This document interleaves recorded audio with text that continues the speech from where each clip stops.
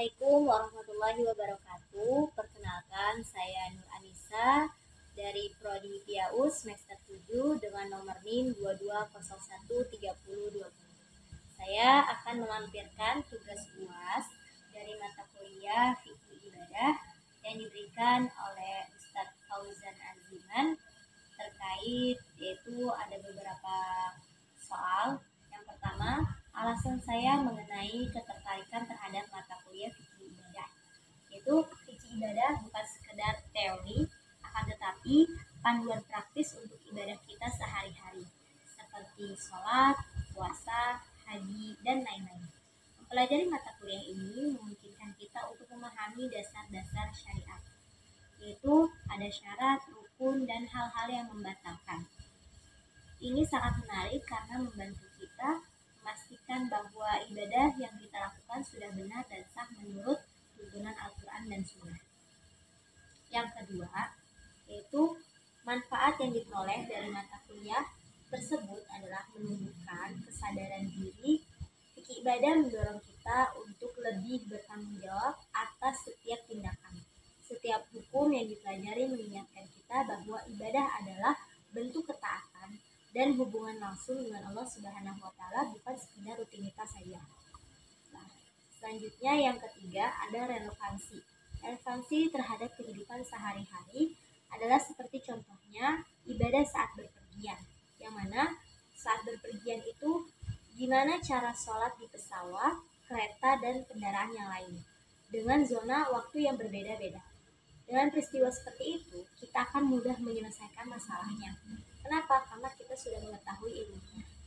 Nah, yang selanjutnya itu ada bab atau materi yang menjadi favorit dalam mata kuliah fikih ibadah. Yaitu favorit saya dalam mata kuliah fikih ibadah ada dua.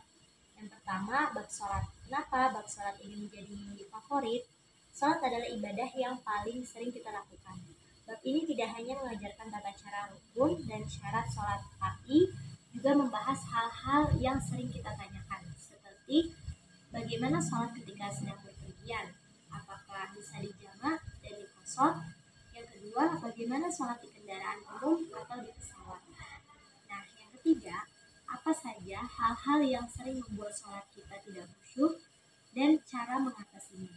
Relevansinya, pengetahuan ini secara langsung memperbaiki kualitas sholat kita sehari-hari, membuat ibadah terasa lebih sempurna dan bermakna.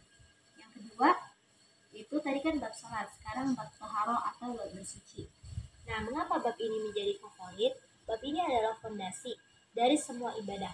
Materi ini membahas secara detail tentang jenis-jenis najis dan cara membersihkannya, tata cara wudhu dan mandi wajib, serta tayamum. Nah, relevansinya, toharo adalah syarat sah ibadah. Memahami bab ini membuat kita lebih yakin dan tenang sebelum melaksanakan sholat atau membaca Al-Quran. Nah, ini juga menjawab pertanyaan-pertanyaan praktis, seperti bagaimana berwudu jika tidak ada air, atau bagaimana mensucikan pakaian yang terkena najis. Nah, selanjutnya, harapan dan saran saya terhadap mata kuliah ini, yaitu meningkatkan kualitas ibadah kita.